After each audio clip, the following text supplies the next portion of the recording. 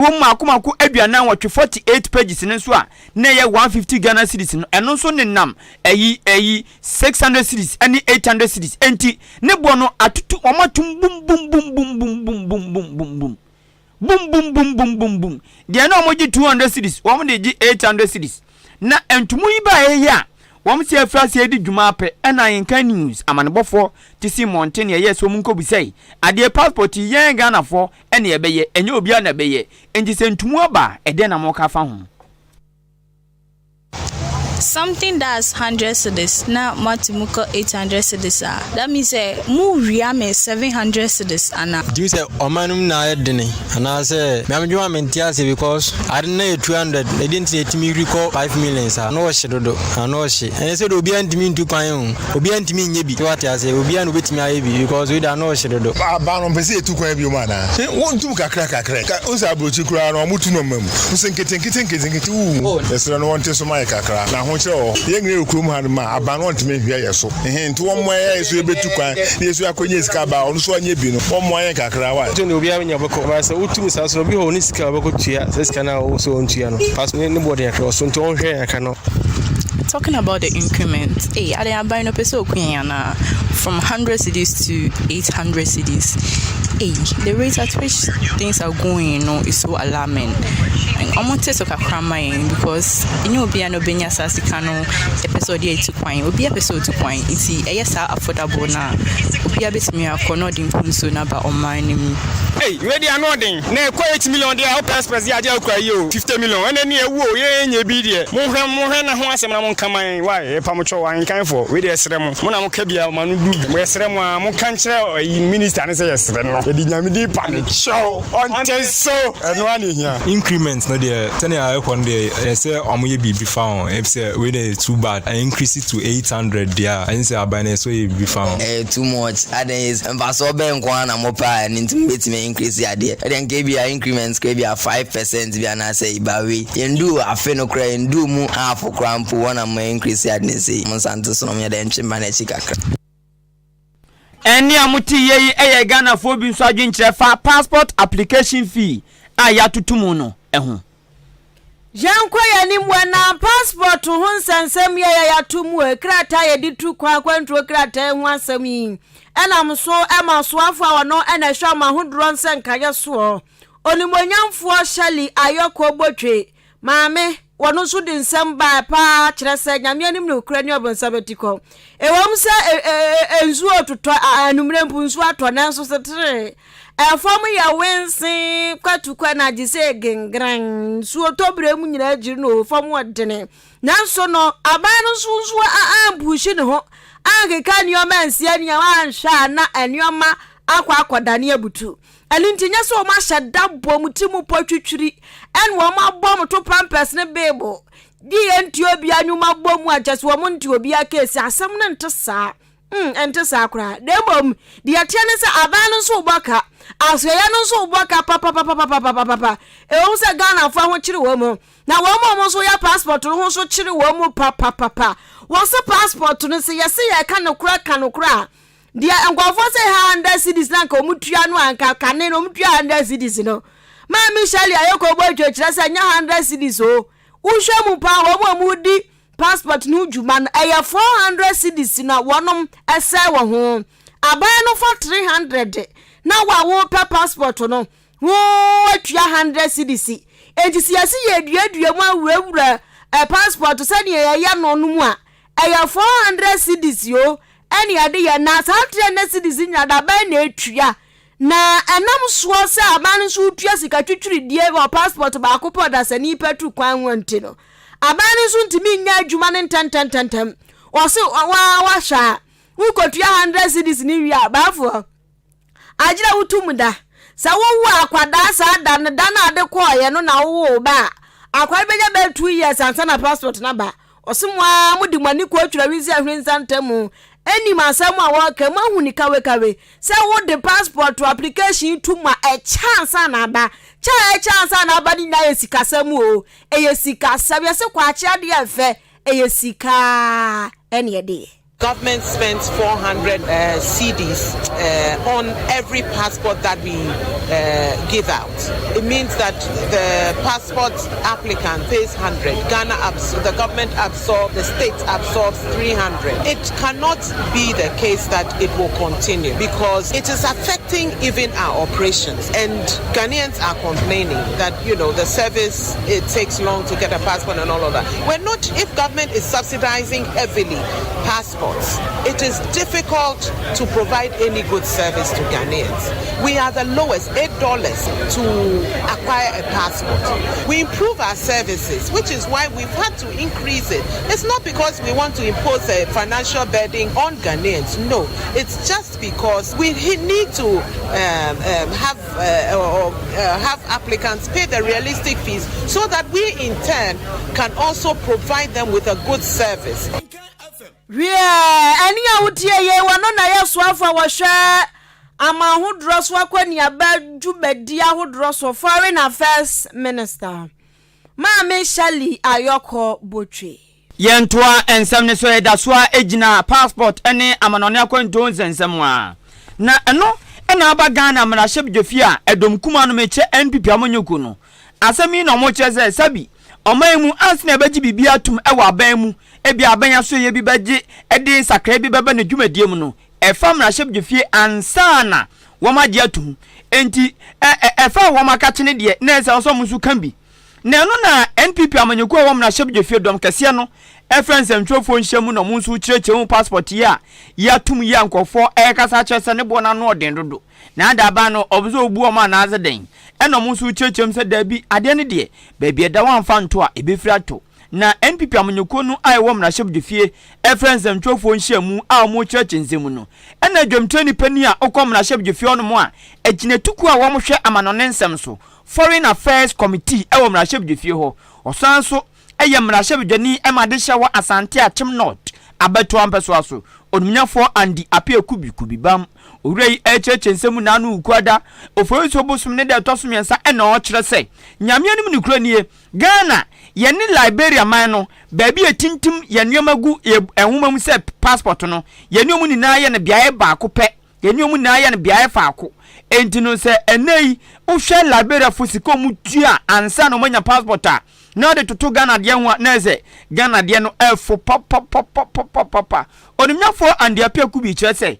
Liberia man ni mu no se open passport a de no bo ofo pa no omanfo no tua 499 ene omusikam na se o de ba dollars mu a ene nam $50 na se $50 no so o de ba Ghana yesidi mu a ene nam 669 Ghana cedis na ze akaka kra bi na 7 million ene omanfo tua ansa no manya passport na so ba Ghana no so ya 100 million pe ene no omanfo tua ene na aban no so afa ekane bi endi se ne 100 million pe na so bi tua be 6 million na siasi atuma enugwa so okasa ho kra e so ye din owura andi apia kubi chem na o chese dienti anama Ghana for etua 100 cedis pe ema passport ye no ene say book na nkasa na ye do hu nsem ekogum no sa book no nko a eye 400 cedis na sa book no na aban no etua sa aka no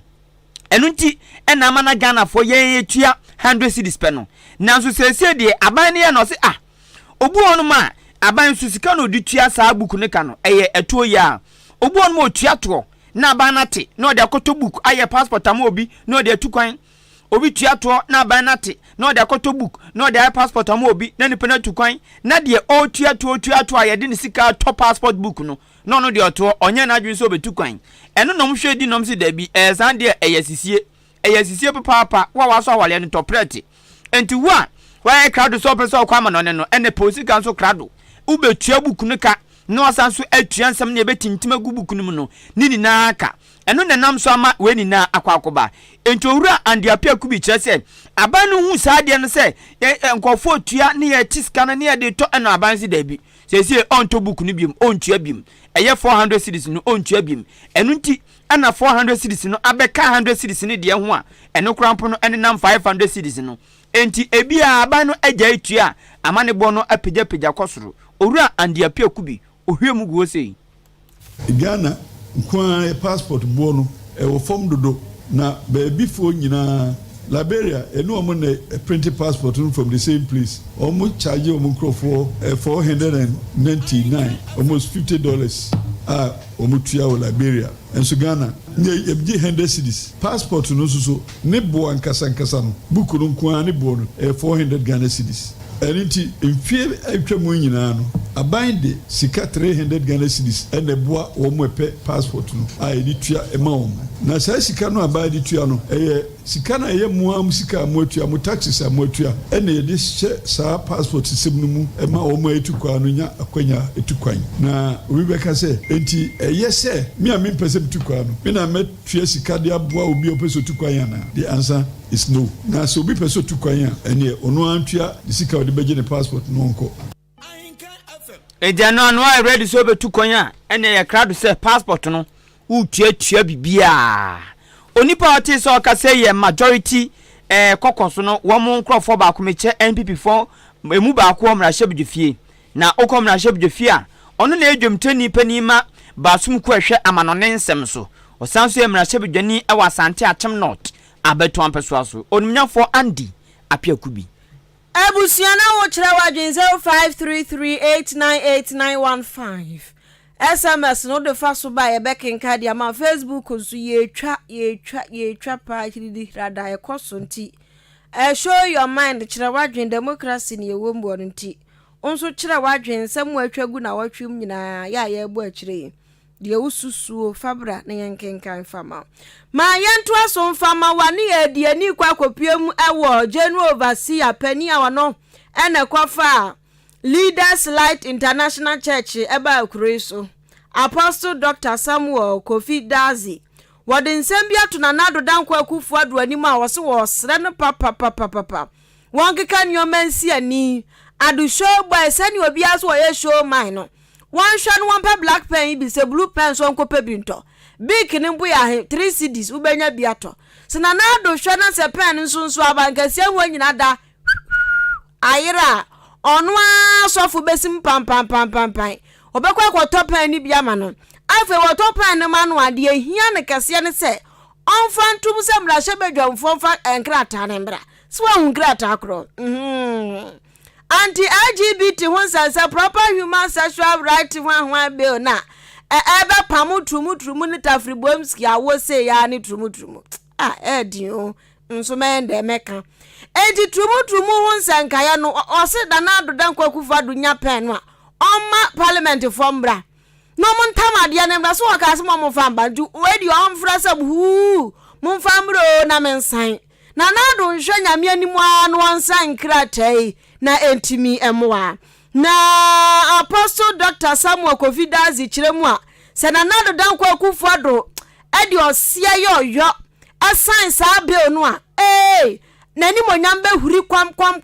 akosoro papa se na nado ya hwe nani monyam agese ya huri ni aso ne soro anu nto asra no so pese nani monyam ene ne ho nsankaye no etre Ghana fu asum yie na ya boni dim papa wo na mamu akiri dia ene osra no so ya sofu nyankopon na afra no osra na dankwa kufu ado se onsan sa bill no sani ebe ya oba ntimi nkwaware ne nyanko ba ma ntimi nkwaware ne nyanko ba ma eye busuo eye musuo de wasan so to ane nsam so bi oya no wo kire mu kurakura mu ho etu Ghana ni bi afo se sa oba ni oba wade na eye ade tantan kura nyame achi wade so do mengomora mante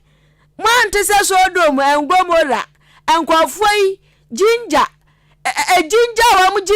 ginger ba ma no afa ne nyanko ba ma oba no afa abofo kura ya ti wo mu gu mu a yakwafa abofo no nsunsu o yakwafa abofo no nsu baabi chaso obofo ba ma anji Gabriel tiasi asase so chaso obani buom dwempo tumi na wurawura wo mu ama gebobo no awurawura muzigizaga ma anji Gabriel kura nam ho a no mo to ne se unua ombra kakra angel me chiro sade bi ede angel me your fine ka anji Gabriel anhwe yanka kwotetoy enti achire nso hu se ne zo do mangomora eyeye enane nse nkuto omane sei enti wakache Ghana ni bia se se ne se so do mangomora no Ghana ha ya tie ya nyankopon nye ye hwimpo hwe eni ayo yesabo akuni adui ni ade ge bobo ni les bobo nso beka ho eni abetete apansam se ko ntebe se parliament a pass de da ho se ne bri so opa media nka metu o mampanimfo na se meka bi na yeye de aka ne meka ne se onsign osign na se bi oni wa kura da ne din so se ne bri so na wanje sa amammoyo sem ne we antum eno be ye better man so se obekọ na obi foforo be ba beji atum cause e be da ne record so se ebri bia na niema bi sei e bo man ni manya de pa no president asumesi de ne nan si ho e ma ye bo ade ne tugu se be ono na tumi kura no aha so wanya ne sa ya memeka ne se o mampani foforo beba no ebia no no aba beje mra na tuma mai na gitum nso e basa na bibia chia kakra enya de papa enti no mo ma ye nsoso wa psychologically ni pankasa wadwini mu ya na wo ka ne bible bebre won se bible but wo the bible to nchen kura na wo hwe nipa oba ne berima se ne nyame bo oba ene se ne oba ma nso asetenate na nyame aye bibia fefefe eye fefefe eno ne ye de chechire oman cause oba ne be mehia na wo free maba na amanya nyadaachi so for anu hwam ye bible kra free mu a ade yala won to aso nipa wuti ni nkan wono na ye pani a wokofa asori a yato din Leaders Light International Church Abagana ha Apostle Dr. Samuel Kofi Dazi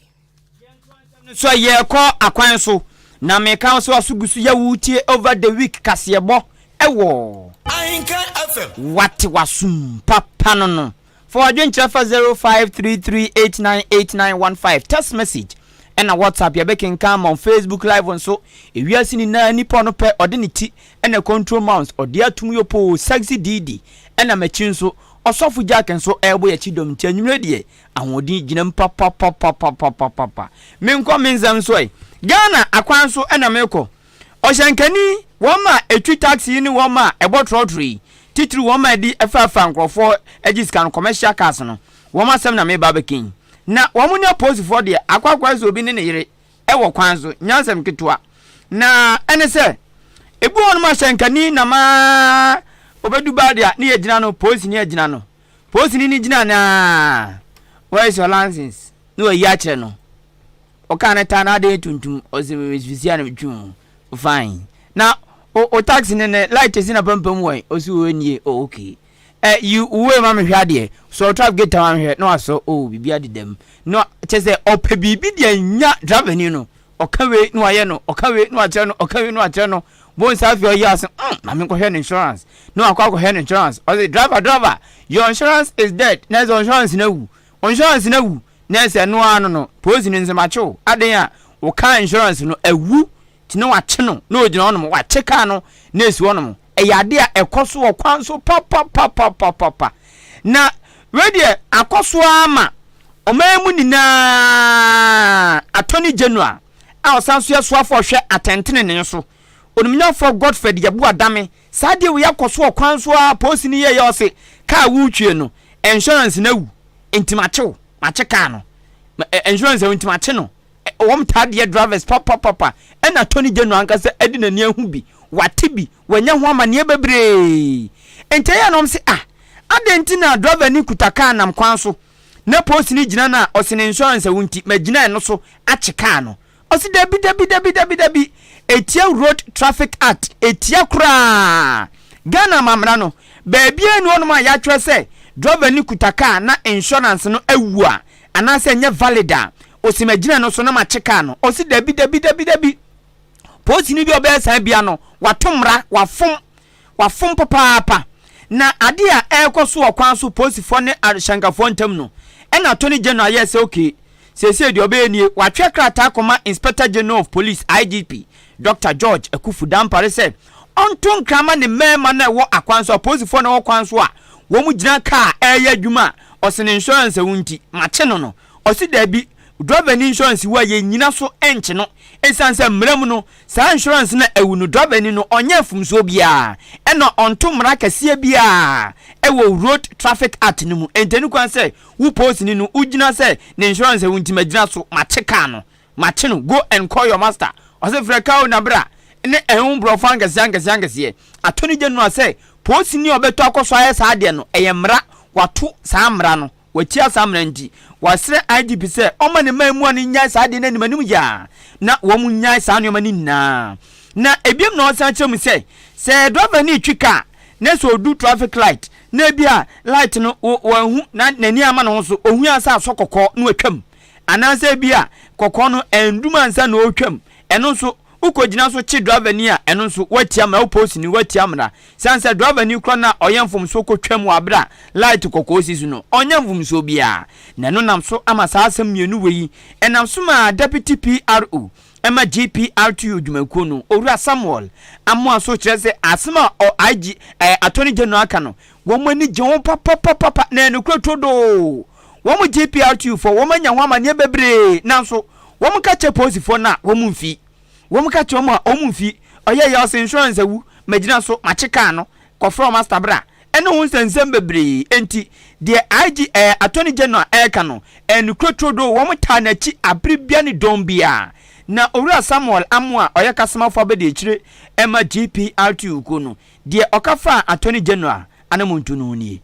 There are some offenses that we think the police can just caution or pardon a driver for a first time offense, like maybe a driver, crossing a red light, or maybe some minor offenses. But you see a police officer arresting a driver for some minor offense and pound the vehicle for sometimes the whole day, sometimes to the next day before settlement can be done. And it's disturbing the driver. It's something that we do complain all the time. In case maybe the person is driving with an expired insurance policy, an expired roadworthy, or maybe the person has parked at unauthorized place, maybe driving at the shoulder of the road. Those minor offenses, we think that if a policeman, you are to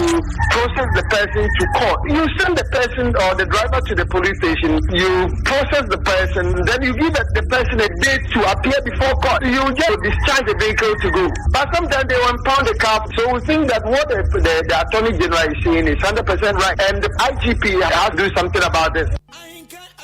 No. Other time, poor Bia, Odio Huni said, say Bia nye a road insurance no kwampo na bia road worthy ene de eke kan no akwan fum so bia san fum so no na no enye fum so bia ede ohaw bia bebre Ghana ana enye fum so kakaka bia tenu kwa se ogina so se macheka no damuni ni na aseme ma onya adwuma masa I am the officer of the law misime ma onya adwuma na okoniti na okosoro na obafom na okosoro na obafom driver ni sumike nso ekomu dwa no o target sika bi peso onya adwuma na ya che no insurance ewu enti ehonsem na moche ye no owura Samuel amwa oye kasema fo abede chirema GPRTU dwumaku no na otai attorney general so say eno ano no. Vice Chairman Edema Ghana Society for the Physically Disability ewo Brem Central Municipal Assembly branch osanso Chairman Edema Ghana Federation of Disabled Brem Central Municipal Assembly epoe mantem ha Reverend Kwadwodua enso na watwi mu fra ban se emprempren no aban no enam District Common Fund so emma sabi omo edidam omnipadua kwa baabi atechema mamu sika bi na sa sika no asamaranko jefa yo be 3% 3% ni de apotro mu nsam say no asa kwada wa kwahwa atimi chi no ana de banche hyehyehye sada de come on jekofa kwa yo be ti wenu oji atize wudi a ekire ewa be bono kuhu chance wanya TB na just wanje kranka ye 3% de se de benti obi asabi o ni hu namba bi atachima na wagu hwidiem ukoma 3% dia asefem anu ntu oso wo musra pa senka be yakomo mpagya mu nko 10% mfama wo mo omo nam sa District Common Fund no so ampagya mu abuo no nko soro na nko so ho nto wo mu kakra wose nyame anim no kure ni 3% ne mpo no to da bia nsuo mu nyina da so suwam nyina da so nketen oji kakra nu age ade twotwopo age bo wan se kirefu aka bebre anu nti wose wo mu sra pa sania sabi o wo mu nsunsu adidam ebu anani obu a wo hu ade obu a wonte asem saa nneoma ni nyina so ya ade e kan asetena ho obi kwa wo a wonim de ebesi o enti ni bibi sa to onia no a na aban no so say obeboa no a aban wo boa no aboa ma si ase chen nya petre mu a petre mu ane de nyame anim no kurani endu omu mini mu kura mpo na sebe edru omu yafun mu enu nto omu sra se we de cha pa no omu kotodwegu fo mu omu sra ban se eni kode mo sri omu hwe na ompagya buanim emfama wo mu. The number kasa de almost 106 common fund no enye yanko aye de all the PWDs the blind and the deaf albinos autistic omina aka wo iti eba omohwe se various groups no obia nso enya ne de kakra iti yanso nyame adom kwata bia eba senia esese eso no eso ebi mo so na omo so enya binti ebi di line iti no se nya den a mribi beba no obia nso ebenya bisa ka ko be 10% frank ebe ye senia be ya ska ne ba ebe ba kese na ka so ye nua no nyina so ntem na obia tumi enya bibi a ode ne nsa eye na ne nsa so akona na onko dine ansa no bi de nya yanka enko 10% but if it 3 ko 5 ebe boa ni pa wutini kan abusua Wilson Foundation for at the free house screening bi hihye so ewo achemoda ani omo fra sebe omo madidam abubuafo omo nte asem ni de omo keka hu nyina anaja omo ye screening de ma omo eho ena vice chairman edema Ghana Society for the Physically Disability Webrem Central Municipal Assembly branch chairman de Ghana Federation of Disability Disable Ebrem Central Municipal Assembly Poemantem Reverend Kwadwodua den sansem we etudwa yen ton ade kakra ne amre ba ne abeto ansam ne so ba ye beko atem aboabo no manfo bi kire se amane omu famu no wo mkin se de oman yankopon bone a echenzo awia so bi nya bi da wo mu bre papa ewo ekwan bi ho nansi na ebekom no Jubilee Hospital me pato enso ogugu obu on man dompe mu ebedodo no enkrodo ebeka no ho obu an to asintini ebetwetwe no onya ne banku bi di wie no koda na kunyama odi banku no ne rafi bibia ne to asintini ne hyase ma wo mi to asintini ma wo eje ku babeje ko to dubem no tentem enipa no bebre sa na enipa no tio tezo obu on no anije no wo mu ntini rafi yare no kra wono so no ne momokoda di na eka no ho a ne kaka bonso aso na fono ne to asintina no aso no to se ne kon ne dwana no aso no kon na fidie o hwa ya sabia chiri kwan emma yade no emmene wansa na otutu amerika akwa yare sabia ma na anye ntienti ate so ba warefo e wa yare sabia ne kohwe wo mpom sade be ya enfumso bia ba oni padua no ho a won be hu ni ntem adi udwuma adi ama wo epacho ayasabia ba kwa meka mfoma se so ho dodo ana onti bibia se ewo ni padua so asum aye den nansen wa hwa ase utinwi ayaba we dodo nansen eti sanu mani na onti ase a fako Jubilee Hospital eho no kwa emfidia tela yede he ni padua no mu ene wonam nani ehu sa yarewa bia hinta bia no wo mo san fidie ni bi ewo Jubilee Hospital enti problem ni nan wo mbehwe asolve amon lab test bi apeso yombe yamo wo mo pharmacy wo ho ema penfo ne opinfo bu on ma bosome ma akomako enkron no onyema onko hospital ba akompo ena eduro bia obetua bi eduro bia obenum bi eduro bia obegu bia sa mi gugu bi na me ba ne hunu manda ho eduro bia obesa bi ena wo ma hwo mu nkran ya sha afidi obewo akwada no akwada ne to on ma obeka cho 7 years enzo hwa na as a 3-month baby na niti ayekondo na nabasa aye hwehwehwehwa no to ni maami antie futu ena o hwefie eduro bia na osa eduro bia na otua eduro bia na onum eduro bia na ogu ena akwakọ wie ne no me paacho se onyima ayakọ Jubilee Hospital na midwives no enkyerɛ de obeye de obedi de obenum de obehye se de obenante se ombetrecho bibia enti akwankyerɛ mo de be ma no disu a wa wo krampo na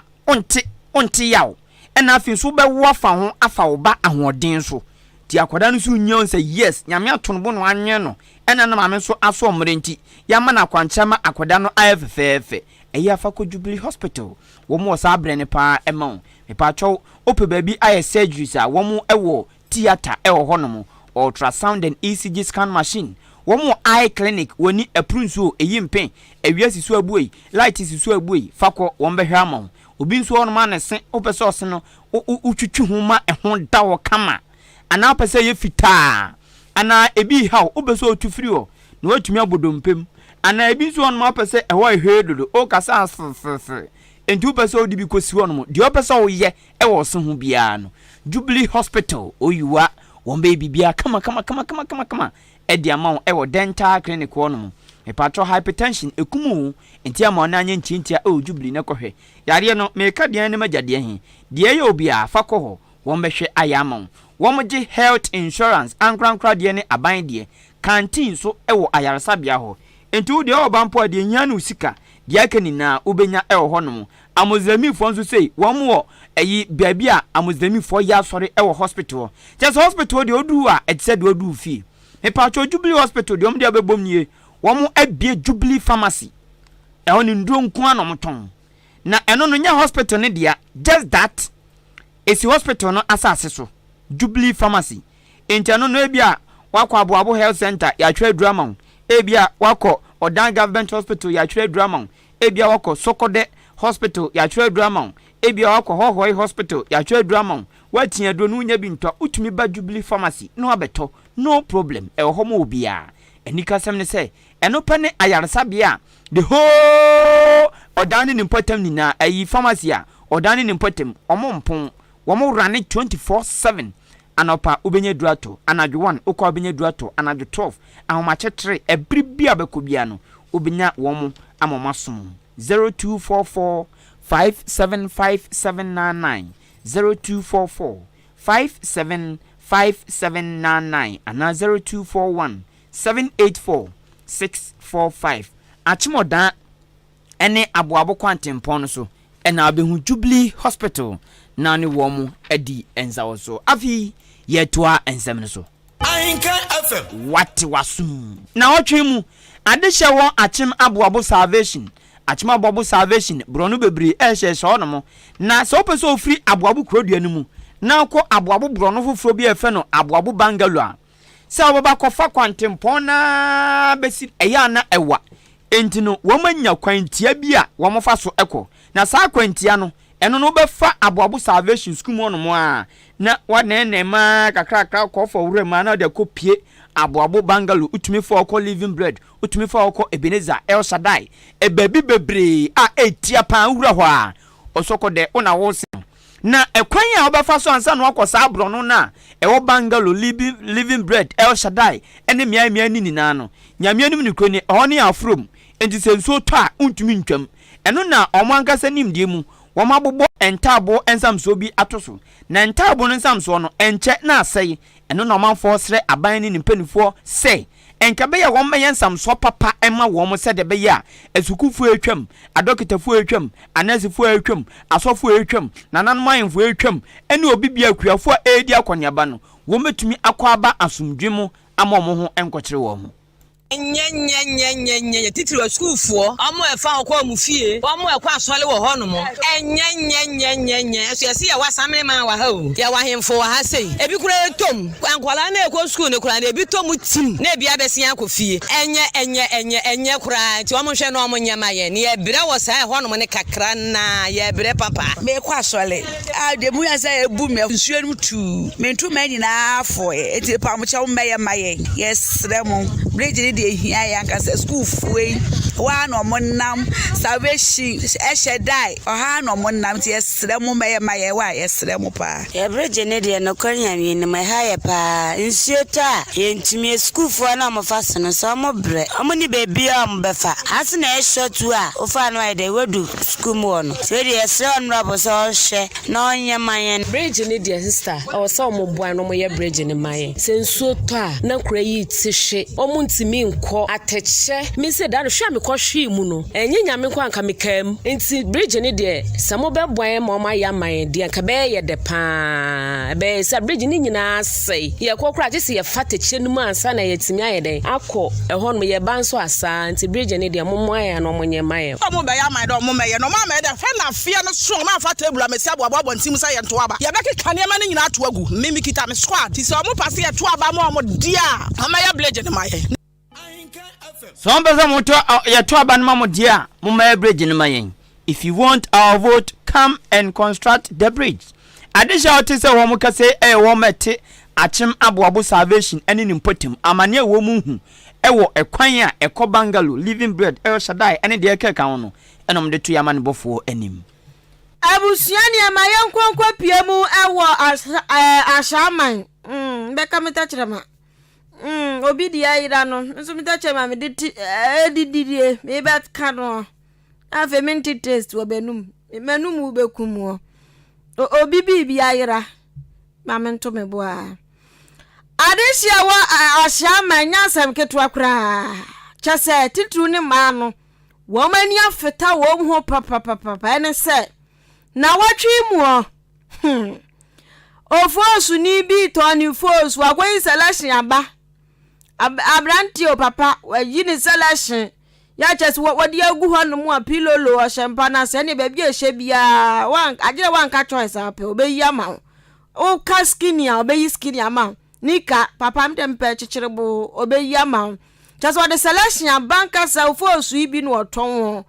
awo jana ni oma hu ton wo ashama montin so abusuye se yada yanu mfuye a wa mama kwafo apia ma ya yira okrom ha ya kasa apia ma ya yira no beye dumienu emema tedua tedua association ya mo de prama hwen mako dumienu na ayira na shama de area nim so da shama de enko entra kaso ho ankofo apia ma ya yira wo kaso ashaba baba gya no wo to ni fosu kran ka do ma da so a obi ya de ho aka papa ma ne ba ma no ayira asembe ni da shama han so eni e be hwa adefu egu ho so mo me kire mu ana da kire mu ahene ahema no chen waso na wa tie waso Foster Home Johnson akwana mo bi koti ayira ana ya te no ya bona sese ya mumona sum amo bi koti ayira sese ya bona kunu momono kwasi amai Diane Beman iraye no eton ade wa Ashama market beside police station na e was Ashama o ton ade na boy ne bae betobi jo to ade no ogina hono ne Diane Beman na irane kasa onti so nso ye na no bo de to ade ne say o wo so temi so hono ma na de to ade ne ho ye ni no de ne sakoso ne be mu ma koya ne be ma ni ho e no dumi ka no report ye no mo arrest no no de ko police station ende nyame no mu kure ne boy no hwim ba ko ne be ma ne de o ma bo ne pa ye se be bia be ma ne bi onko hwehwem o mo bo na ma obre ansa na be ma ne cyber afede bae no sorry biem e no mguso bo no se kwan fa so a ohwim be ma no fa so sam na sorry say the net first na but try na sorry biem so tade owie no o dis kalima no boss temeso nto nya den boss no de no bo no na ni uye ni ya afede o wa de we minji bibi ni na nya na ka minji me kura sha se na menyi nim so omoton sa da asem ye no kure na ba ma be furu ade na ba ma nya ba ma bi o hwe na mse ba ma be wuo no ka ba ma ne yanku no ani awutie ya de hia wonu mu asia ma mpatamu wo mu kire se mema ne mema yira dodo apia ma ya na ya de pra wa ba ho mu ba no timi yi ne checkbook sign wa osbema yikwedi apia ma ya na yira abraho sabti asia ma fo no apia ma ya be yira enka epumu nawu kama enam ya be wiwrem na mo nko a bema ba kupe bema ba yira de kapumu ani nawu ehuyamo ehuyamo yes cause that and ma ye bema okay and I ma so de ho no mo ma mo ye ma mo ye ka se ma ehuyamo mo ma ehuyamo ah now ade so the onye bema nti unim you don't know the importance of apia maya I don't know also we jack na asre wo jack wo sre ezo mama ni de ne yira o go fanya hwe Jack alolo mi yen fa ma for ayi week we mu aside kaswa ayi ashamade no se ba kunsu si wo yi kaswa and say Friday no say Thursday no anadwo say be 10 eno kra de oba na ma ne yirai say masu di adroni bi be ma ne se odwin se o ne be kasa say je odwin se aben okay abeto ne stress o wanya so ko ye sana oba ne di agenda na nam o de no ko twi na no ano no ai yes everyone now why yi enti senye yi ni di anka bebre de ba ira nso munya we senye yi na ka ko fie ne ni onu aya ugo yadwon so ko ya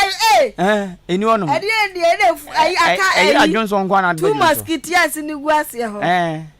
me imagine say ade ne tie ba ku de kra do yi tire ma so muntwa na ira no oyi ti fere bi enu obi ade na ira de bi ana wo msa yes o ya na ba so o ya awodi ni asembe nkra ni ba ku de onka ne nti o se a che sand no ye de omu na ko bani ne bani ho no so ayetwatwa yi wo ho ana ade we tetetete no na sa ba bi o no yan fa man fa dwenche ba kumienu a abanto aso obi si ko si se emema no wo musuban be sa no e be yira saa one ni adwen oyo ba na be oba na etasi sa o ja no yira be hawo abaya yira be hawo obe ma bi ne kan ozo ogede asa de sa na ye mi ye ma unni ade sa chese udi o munu kura na nya sa ade asa okay awonya hwe utimi eti wonya onyai omusu ba ya tse ya prayer hu masa na wade e kanipa omu ade de akoda osoro na ade obi ko kana hwe ni suban na huri tumi ewom no echimpumu tumi yeah obrembe mpoma na chi obebu ani akọ one ma mi anan papa fanya hwe onya de dede ade ede so no bewu a ani ni wu ti ade ade de won ka no kre no se de omo na ka oja akum na kam de mi akora to me de ade ade na wo so musuba na to say ya be fa no sa mfa bring back our apia maya enye na onya bi nku ase so ye din na fa no sa cosma anya betumi ama cholesterol so kra tini anya bia be benefit benefit eye ni o ma bebiru yes sir danu po mu chem say sa enti mi hu de mi mom de me de ayira de ne na do bi ka o de ayira so ko de mi mom de me de ai ti kwa fodo obi de count na ira obede maka de fami ko fie preku na fam ko e boy o de bi so do ni muso faso woni muso faso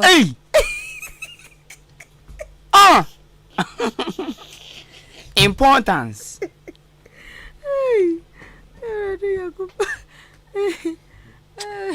oh yeah we say obiasria a fear should touch you so that we still test we will test if yours will get lost. Wow. So when you drone me. Who will be uncoming man with that? No matter what's a baby. Ah, Quajibiaba. Eva. Oh, by our quabla cost. Oh, mom, the ira. Made the back come on ira. Hey, what's it me? Oh, quabla cost. Cost the other colonel. He never. Who made it? Maybe the baby ye have. Cause the other man, I beg you, mama say, I'm not coming. My brother say, hey, all the bacano. Hey, a drura. You have like a age. Also, women and why.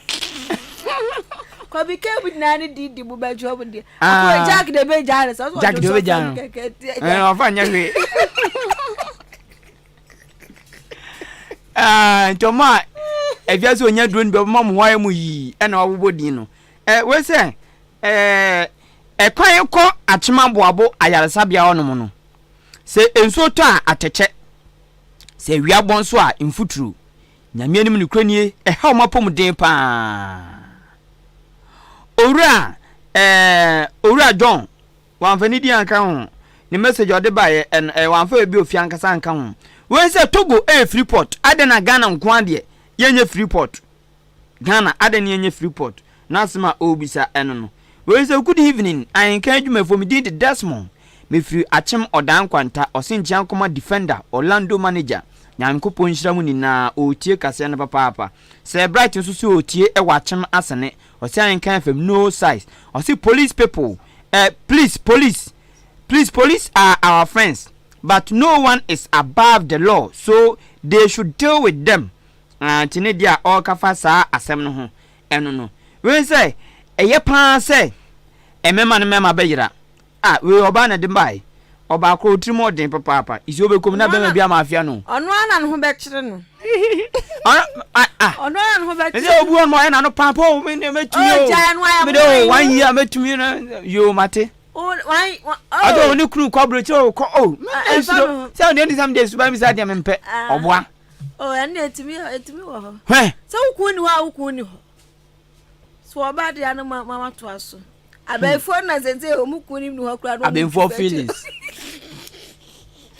Philip, Baba for Quentin of all bayful. Yeah, if you be all weekend, between you are. She know more than one person, man, you go ensi abone afo nyina anu kwan mamu wura ya territory mu wan nya maybe maha na say da beku ya meme maybe maha Debbie aya ne so me si asem bi asi achianse pa na bede bada ayi hwehwe me si phone so hwe what dey so kusi no they are coming kona na me hura tare na chi fameko ye fra wa fia yeboa afia yeboa one madam Hana ena eye fufuo ho adwuma ewo achem aboabo bebia washing bin no madam afia yeboa ofri achem asubua enwumre maajo maami maajo afia yeboa maajo o achem aboabo washing bin no madam Hana ni fufuo joint no bra kwame aka Mr Too Much onso enwumre good evening ye ko enwumre ye producer eye ohini Jan Ata aka Osofu Jack ono ena e produce yen Sexy Didi ede ko Facebook live and YouTube me din ede kwaku anin kusi buadumene